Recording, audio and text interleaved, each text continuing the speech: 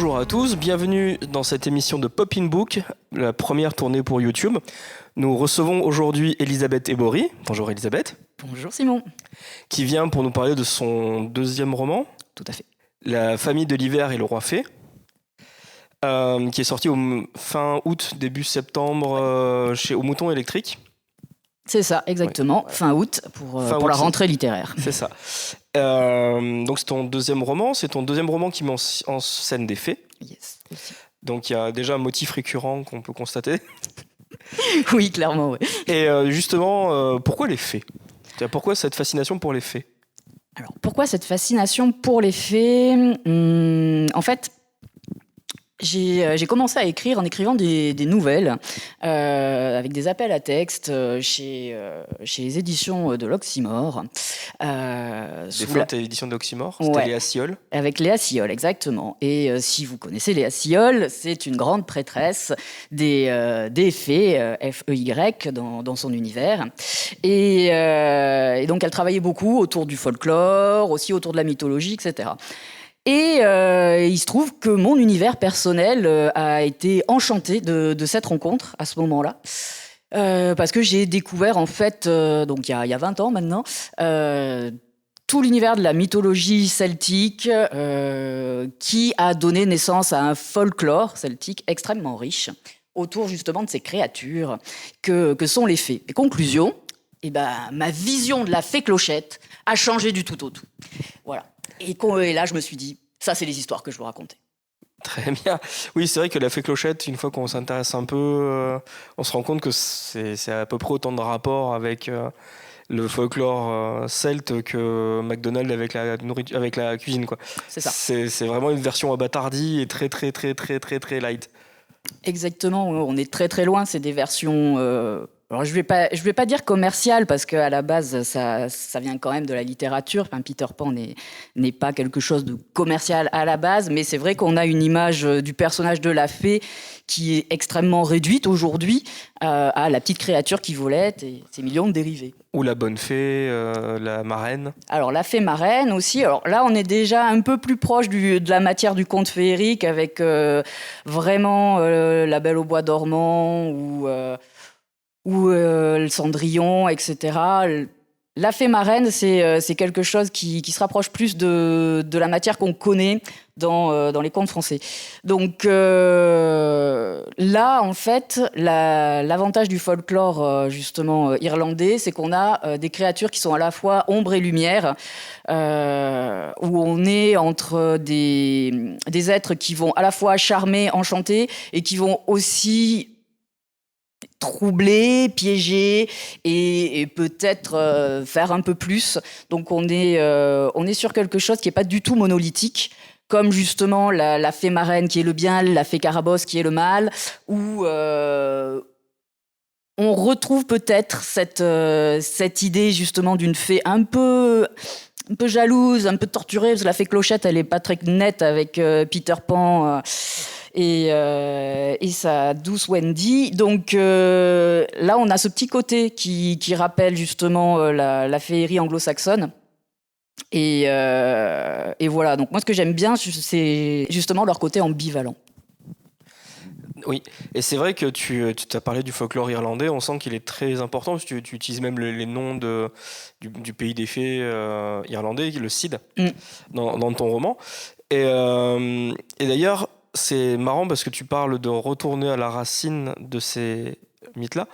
Pour ce roman-là, donc je vais te laisser pitcher, mais c'est un roman qui est aussi qui peut tourner autour d'une quête d'identité, de trouver sa place dans quelque chose, et le retour à l'origine, ça fait partie de ce processus-là, de retrouver, pour savoir d'où on vient, pour être qui on est. Oui, complètement. Ouais, c'est ça. C'est exactement ça. C'est je pense que le passé nous construit. Il ne faut pas vivre dans le passé, mais en tout cas, il nous construit et il faut l'accepter comme une part de soi. Et tant qu'on n'accepte pas tout un tas de choses, on avance difficilement justement vers une identité pleine et épanouissante. Donc ça, c'est quelque chose qui est extrêmement présent dans le roman. Et la racine des mythes, justement, féeriques Et en chanteur, c'était important pour moi aussi d'aller gratter là-dedans, parce que ce sont des histoires qui, mine de rien, façonnent la fantaisie d'aujourd'hui, le merveilleux, toute notre culture geek d'une certaine façon. Évidemment, avec le Seigneur des Anneaux, on a tout ce qui est nordique autour des anneaux des Nibelung, et puis aussi des peuplades comme les elfes qui viennent directement des mythologies germaniques, et vikings. Et puis, en fait, la féerie celtique, évidemment, est là aussi en sous-jacent. Et voilà, donc j'avais vraiment envie qu'on aille aux sources d'un folklore, qu'on aille aux sources de soi et qu'on traverse des aventures grâce à tout ça. Parce que le pitch du roman, justement, c'est la quête de soi, mais avant toute chose, la quête d'une appartenance. La quête d'une appartenance à un peuple, pour Oregan, qui est une fée exilée depuis des siècles, qui a envie de rencontrer les siens, parce qu'elle ne connaît pas ses racines, justement. On lui a juste dit « Oregan, tu es une fée ». Et la quête d'un souvenir merveilleux, d'un rêve, pour son meilleur ami, Marcus. Marcus, c'est un personnage qui vit au tout début du XXe siècle en Angleterre. Il aime les hommes, et il le sait, ça lui va très bien, sauf qu'à l'époque, il y a une loi en Angleterre qui condamne encore l'homosexualité masculine. Loi qui a été abrogée il n'y a pas si longtemps que ça, début des années 2000, il me semble. Alors, début des années 2000, il y a eu des abrogations, effectivement, mais bout par bout, à partir des années 60, 70. Et ça, c'est le cas, en fait, dans toute l'Europe. Quand on regarde en Allemagne, c'était pareil. En France, c'était pareil. Donc, l'homosexualité, donc, à son époque, c'est quelque chose qui est compliqué à vivre légalement et de façon ouverte. Or, lui, c'est ce qu'il veut. Voilà. Et il cherche donc le héros de ses rêves. Et il va le chercher avec son ami Oregan, qui lui dit que la magie des fées peut l'aider assez logiquement pour trouver quelqu'un dont on se souvient seulement la nuit quand on ferme les yeux. Voilà. Ce qui est, moi, il y a deux choses d'ailleurs que je trouve frappantes, qu'il faut souligner. C'est la première, en argot anglais, la fée, c'est l'homosexuel. Fairy, c'est un homosexuel. Donc c'est vrai qu'il y a toujours eu un rapport dans ces cultures-là entre le merveilleux et ces thématiques LGBT. Et ensuite, oui, c'est vrai qu'il faut dire que quelqu'un comme l'inventeur de l'informatique moderne, Alan Turing, a été victime de castration chimique lorsque son homosexualité a été révélée dans les années 50. Donc il n'y a pas si longtemps que ça, du temps de nos parents. Enfin, en tout cas des miens. Donc oui, il y a une notion de danger aussi, donc du coup dans cette acceptation de soi. Oui, complètement. À l'époque, très clairement. Et donc là, tu parles d'Alan Turing. En fait, il a choisi la castration chimique. C'était ça ou la prison. Voilà, ou la prison. Donc, il a préféré ça, et au final, il s'est suicidé. Donc, probablement suicidé, oui, voilà, parce qu'on ne le sait pas. Donc, c'est effectivement, oui, c'est une acceptation de soi qui demande du courage, en fait, qui demande du courage, en fait, à n'importe quelle époque, parce qu'il y a toujours un regard social, ou etc., familial, présent. Il y a toujours des attentes des uns et des autres. Donc, quoi qu'il arrive, on est dans quelque chose de compliqué. Mais quand la loi se mêle à cette difficulté, ça veut dire que c'est institutionnalisé qu'il y a un problème, grosso modo. Et ça, pour arriver à se dresser contre cet état de fait et admettre que moi j'existe, je ne suis pas le démon, je ne sais pas quoi, et j'ai le droit d'être là, c'est pas forcément simple.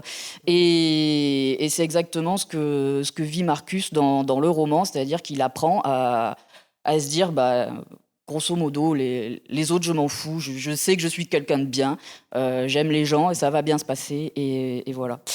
Donc ça, c'était un message très important pour moi. Alors, dans un contexte historique, parce que pour des raisons littéraires, on va dire, mais aussi pour aujourd'hui, tout simplement, pour nous, pour tout le monde. Parce que le travail n'est pas fini.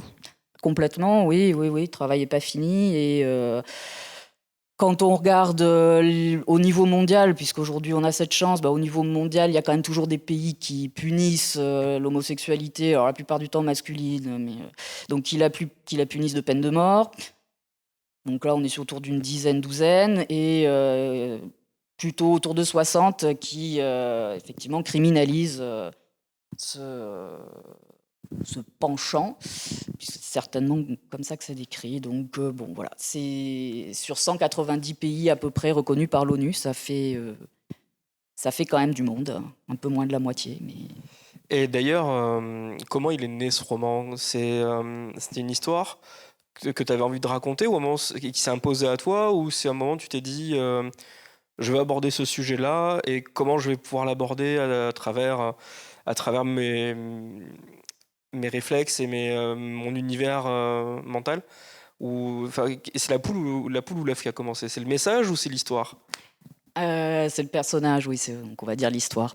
C'est effectivement l'histoire, parce qu'elle est là en moi depuis super longtemps, en fait. Je dois être un auteur très fainéant. J'ai des personnages qui sont là depuis que j'ai 20 ans et ils veulent à tout prix s'exprimer.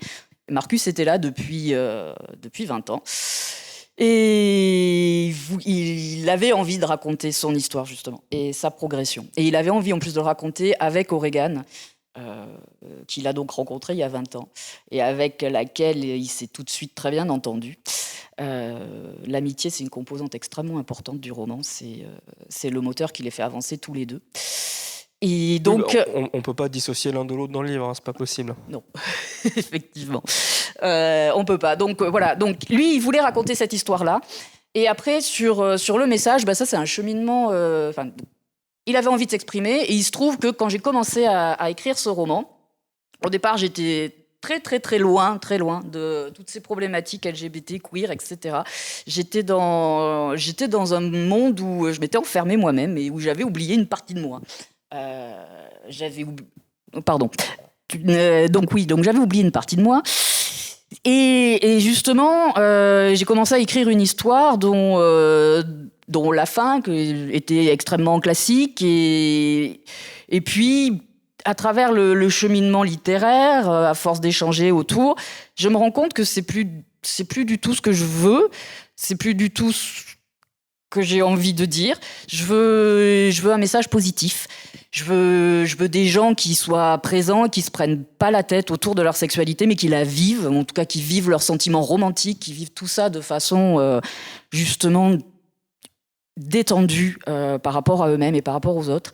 J'ai envie qu'on change de paradigme d'histoire. Quand j'étais jeune, mon premier amour, ça a été ma copine Pascal avec un E. Et à ce moment-là, déjà, j'essayais de faire comprendre à quel point je trouvais ça juste cool, et que c'était bien, et que c'était juste que c'était de l'amour, et que c'était bien sympa, que c'était le premier, et que c'était important pour moi.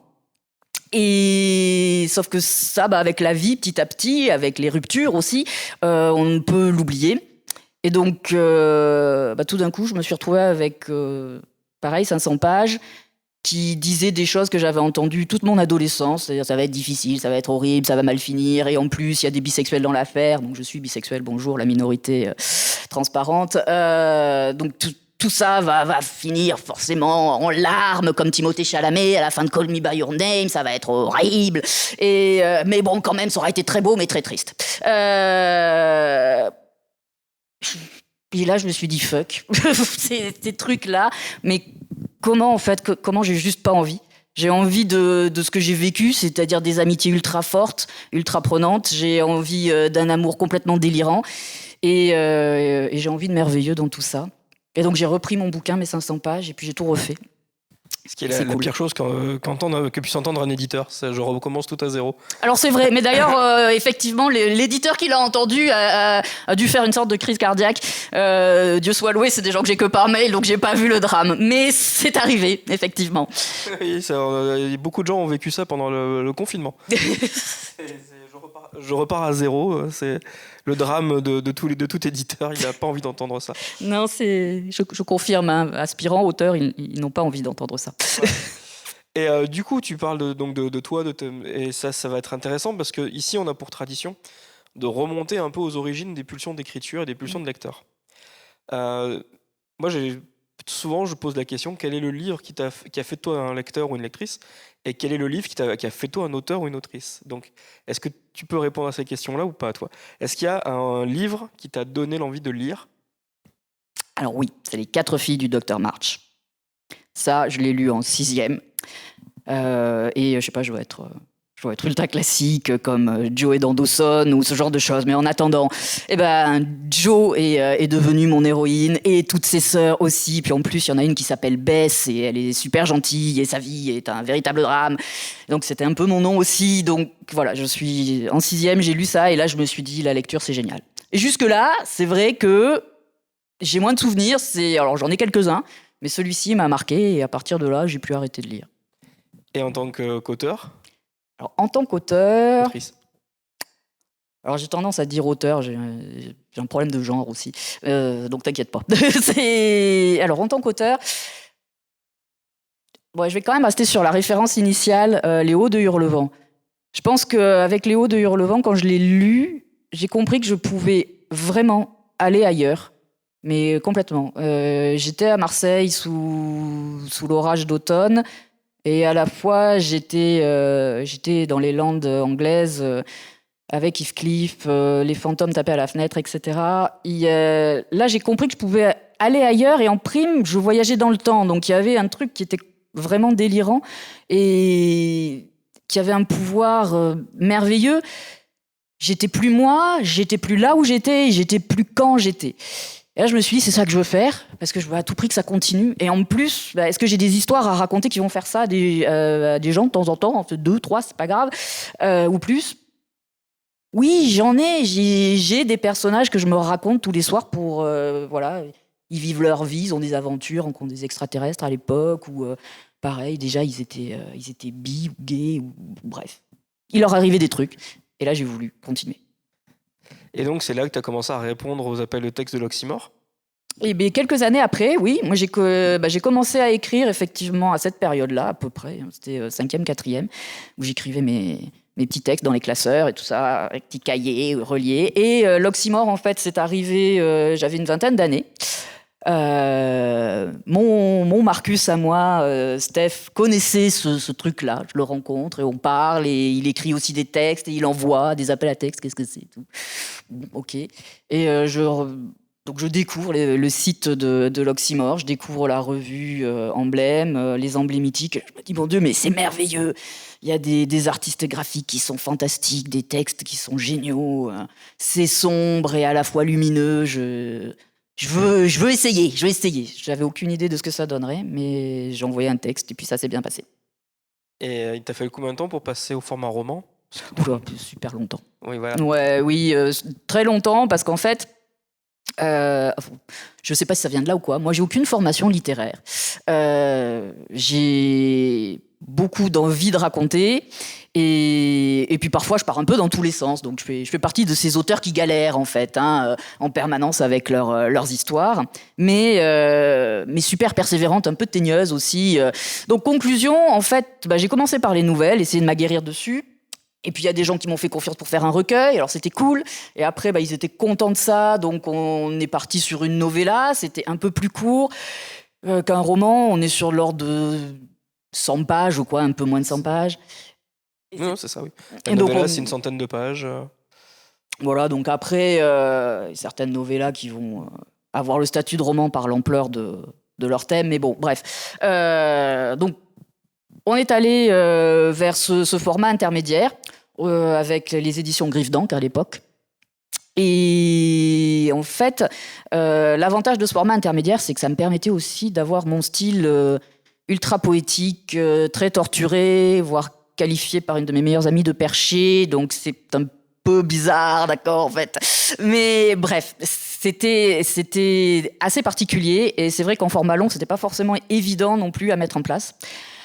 Et à ce moment-là, je n'écrivais que comme ça, avec un style poétique mais haché qui pouvait beaucoup perturber. J'écrivais aussi des histoires parfois un peu dures, donc les gens pouvaient mal les recevoir, surtout qu'elles étaient dans un contexte féerique, donc ils s'attendaient plus à la fée Clochette peut-être au début.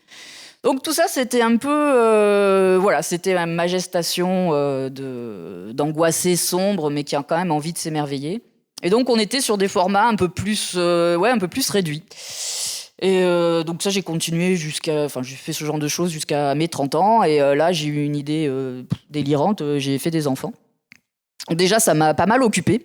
Et par rapport à un roman,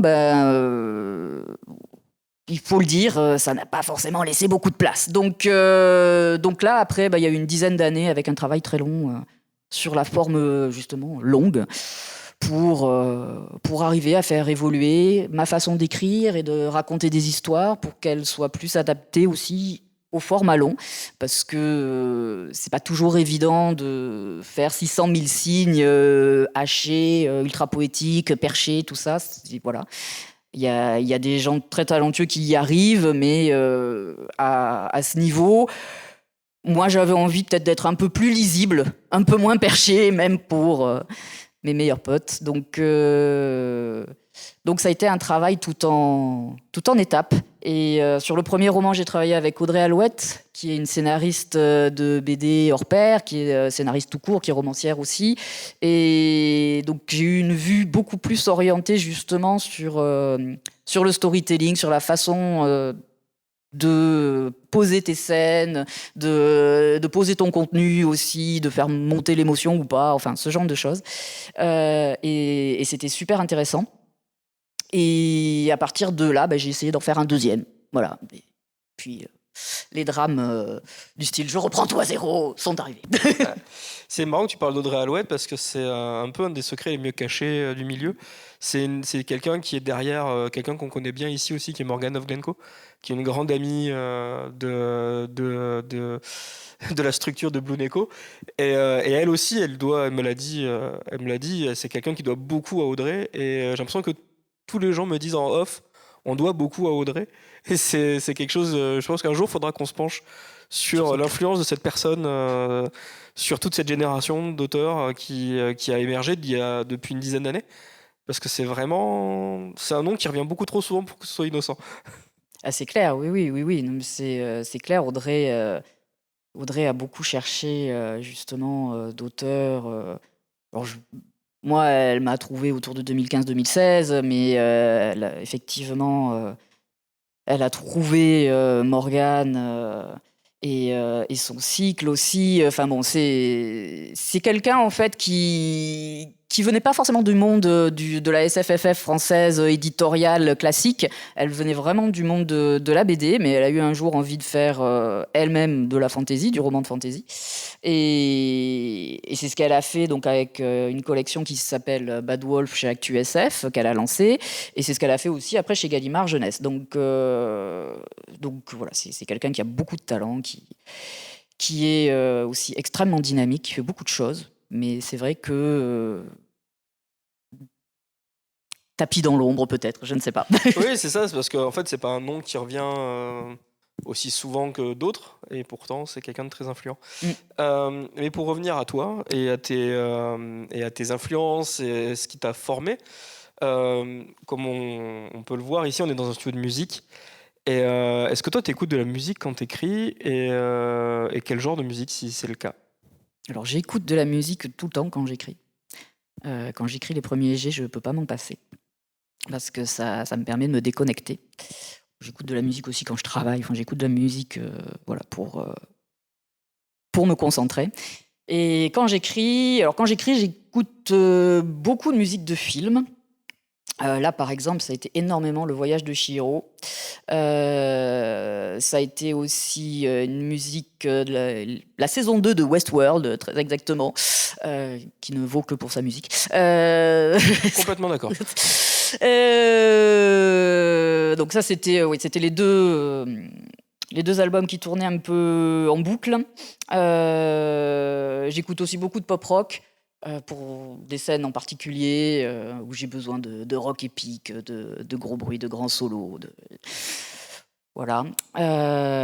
Et donc, ouais, j'écoute tout le temps, sauf quand je suis obligée d'écouter la musique de mes mots. Là, c'est le moment où je stresse, c'est-à-dire quand je corrige. Voilà. Donc, tu corriges dans le silence? Ouais. D'accord. Oui, ce que je peux comprendre, parce qu'il faut se concentrer sur ce qu'on ne peut pas se laisser distraire. C'est ça. Mais du coup, tu as des rituels aussi, parce que tu dis que tu écris beaucoup et que tu peux pas te corriger s'il y a de la musique, mais tu as des rituels quand tu termines un bouquin ou quand tu en commences un, ou pour t'encourager ou pour te féliciter d'être arrivé au bout du truc. Alors non, j'en ai pas fait assez pour avoir ritualisé le truc. Je sais pas. Non, effectivement, j'ai pas de rituel pour l'instant.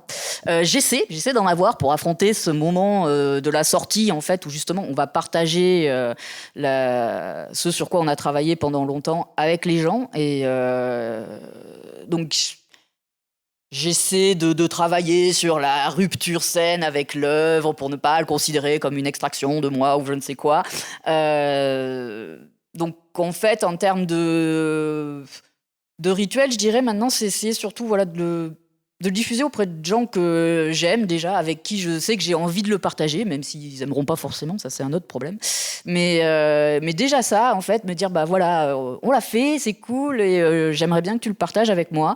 Et puis on en discutera ou pas, mais en tout cas, voilà, je te l'offre, comme d'une certaine façon, je l'offre à la lecture de tout le monde. Mais au moins, bah, moi, cette étape-là, je l'ai vécue dans la paix. Et puis, bah, on va essayer de passer à autre chose, de lancer d'autres idées et de rentrer dans un nouveau roman. Alors, après, pour le nouveau roman, il y a quand même un truc, c'est vrai. C'est le carnet, évidemment. C'est le carnet d'auteur, parce que j'en ai des millions, comme nous tous. Comme beaucoup d'auteurs. Voilà. Et donc, il en faut toujours un nouveau pour commencer un nouveau roman. En règle générale, on va pas l'utiliser, on en utilise un autre ou des feuilles toutes pourries qui traînent à côté. Mais c'est pas grave, on l'a. Et quelque part, il y a un petit rituel là. Et pour que les gens réalisent un peu, c'est combien de temps de travail Et oui, parce que ça, c'est quelque chose, on ne se rend pas forcément compte. On a l'impression que la muse arrive, qu'elle nous touche le haut de la tête, et puis que tout sort dans une semaine d'écriture fiévreuse. Mais en vrai, pour toi, ça a été combien de temps de travail? Alors, la semaine d'écriture fiévreuse s'est transformée en 5 ans de labeur intensif et de changements divers et de tragédies grecques. Donc, celui-ci m'a pris 5 ans. Je l'ai commencé à la sortie du premier roman, donc en septembre 2017, et il est sorti là, donc en août 2022. Bon, évidemment, je travaille pas en fait à 100% dessus, rassurez-vous. J'ai un job à côté. Il y a, comme beaucoup d'auteurs, de toute façon, ne faire que de la plume, vraiment purement que de la plume, c'est pas évident. Donc, quoi qu'il arrive. Non, puis 1% des auteurs vivent de leur plume. Donc voilà, donc j'ai un job à côté, j'ai mes enfants à côté, j'ai ma vie, j'ai ma mère, tout ça. Bon, bref, voilà. Donc j'écris le soir, j'écris le mercredi, j'écris le week-end, j'écris en vacances, mais tout ça est très haché. Donc ça explique aussi pourquoi ça s'est étalé comme ça. Après, la première version qui a été proposée, ça m'a pris 2 ans. 2 ans, puisque c'était fin 2018. Avec les corrections, tout ça. Bon, il se trouve que celui-là, donc ça a été un chemin assez personnel. Et que, conclusion, j'ai refait des choses et que ça a relancé la roue de la fortune, on va dire, dessus. Oui. Voilà. Donc, après, c'est vrai que c'est quand même un travail de très longue haleine parce que, mine de rien, chaque étape était nécessaire à construire ce récit tel qu'il est aujourd'hui, avec l'ambiance qui est proposée, avec l'histoire qui est racontée. Enfin, voilà, toutes les étapes ont nécessité un temps de maturation important. Presque comme une thérapie, en fait. C'est ça. En plus, ça dure aussi longtemps. Carrément. Mais c'est exactement ça, en fait. C'est d'où la nécessité de repartir à zéro. Oui. Il a fallu tout démolir pour tout reconstruire. Et ton avenir en tant qu'autrice, est-ce que tu as des projets? Est-ce que tu as des envies, des choses que tu aimerais explorer? Alors oui, j'ai envie d'explorer la figure de la femme. La figure de la femme, parce que là, c'est un bouquin qui est très mixte. Et j'adore ça. C'était vraiment l'objectif aussi d'avoir quelque chose, justement, qui ne mette pas les genres en opposition. Mais durant ce trajet-là, j'ai fait aussi le mien, côté féminité, etc., côté réflexion féministe, que je capte à droite, à gauche. Et j'ai envie de plus en plus d'essayer d'exprimer une autre façon de vivre la féminité, peut-être justement dans une féminité un peu moins marquée que ce qu'on a l'habitude de voir dans la fantasy. Donc quelque chose qui soit un peu plus finalement vers le spectre non-binaire que très marqué cliché la mère, l'amante, la guerrière, enfin ce genre de choses-là. Les 3 sorcières du Roi Lear. C'est ça. Et donc essayer d'aller vers une histoire où la femme me ressemble, parce que je saurais plus facilement me déplacer dedans, on va dire. Et sauf qu'elle me ressemble pas qu'à moi, parce qu'à force de discuter avec les gens, je vois qu'elle ressemble à des tas de gens, justement. Et j'ai envie de leur parler à eux et à elles. Et c'est juste une envie ou il y a déjà un travail d'écriture qui a commencé? Pour l'instant, c'est au stade d'envie, parce que pour tout vous dire, le planning de celui-ci était très très court sur la fin. Donc conclusion, en fait, j'ai rien commencé depuis sa sortie, parce que je suis épuisée. Oui, ça arrive assez souvent, effectivement. Rares sont les auteurs qui sont capables d'enchaîner direct un autre roman avec dès la sortie du précédent, voire même ils ont rendu le manuscrit. Coucou Morgane, si tu me regardes, c'est ça que je pense. Qui enchaîne chaque année un tome. Oui, alors ils sont très forts et franchement, moi je les admire parce que j'en rencontre aussi et ils sont très très forts. Ils sont fatigués aussi, pensez à eux, mais c'est juste hallucinant parce que c'est quand même un travail de minutie, un travail de cohérence, intellectuellement, en fait, c'est épuisant. Il faut le voir. Et bravo, voilà. Pour l'instant, j'en suis pas encore capable. Bientôt. Bon, puis certains n'y arrivent pas. Ils ont besoin toujours d'une pause, chacun son rythme. Donc toi, tu as la période de la pause et tu te remets déjà. Et d'ailleurs, ça fait quel effet maintenant que ton livre est sorti, de commencer à avoir des retours? Parce que celui-ci, donc il y a eu 5 ans entre les deux. Donc le précédent, il avait plutôt bien marché. Ouais, il a plutôt bien marché. Celui-là commence bien aussi, compte tenu, comme on disait en off au début, des conditions, de la crise du papier, tout ça, de la récession. Du coup, est-ce que ça te conforte dans tes choix ou tu es ce genre d'auteur complètement rongé par l'incertitude qui se dit mais mon Dieu, un jour ils vont se rendre compte que je suis une fraude et donc ce parcours-là, tu le vis comment une fois qu'il est sorti? Je fais clairement partie de la deuxième catégorie d'auteurs. Mon Dieu, je suis une fraude, oui, le syndrome de l'imposteur, je l'incarne pleinement, on va dire, voilà. Donc ça, c'est une catastrophe parce que, conclusion, c'est très difficile de s'y remettre, justement. Il va peut-être falloir arrêter. Après tout, j'écris et c'est pas grave. Il y a des gens qui sont là et qui aiment bien, donc qui les sortent. Et ma foi, c'est déjà bien. Comment je vis les retours sur ce livre? C'est vrai que c'est assez compliqué, en fait, parce que, conclusion, La Fée, la Pie et le Printemps, qui est sorti il y a 5 ans, ces retours, petit à petit, forcément, ça a quand même tendance à vivre une vie tranquille, on va dire, à être à peu près toujours identique en plus, parce que le roman n'a pas changé. Là, c'est la découverte, comment les gens vont l'avoir ressenti, etc. Et j'avoue qu'il y a un truc que je vis super bien sur les retours de celui-là, c'est qu'il y a des gens qui disent « ça m'a fait du bien de le lire ». Et ça, c'est juste énorme, parce que en fait, je l'ai écrit rien que pour ça, pour qu'il fasse du bien, pour qu'on soit bien dedans, qu'on se balade avec plaisir dans ce monde, qu'on suive des personnages qu'on apprécie, voire qu'on adore. Voilà, c'était mon cas. Donc, je le vis plutôt bien pour l'instant, mais j'ai toujours peur, oui, que quelqu'un vienne dire oui, mais cette personne ne dispose pas d'un doctorat SPRI et je suis sûre qu'au fond, elle ne se rappelle plus quel est le nom de l'esprit des eaux douces en Russie, alors qu'elle nous a collé celui du poil de la maison paysanne. Elle a certainement lu qu'une synthèse dans la collection Que sais-je. Voilà. D'accord. Du coup, tu parlais de la collection Que sais-je de tes lectures. En dehors de tes lectures techniques, qu'est-ce que tu lis pour te faire plaisir? Pour me faire plaisir, je lis, mais c'est pas de fantaisie, c'est Non, mais terrible. c'est Non, justement. en fait, je lis beaucoup de littérature classique, de littérature blanche. Je lis du réalisme merveilleux, de la fantaisie un peu tirée par les cheveux parce que c'est vraiment pas le sujet.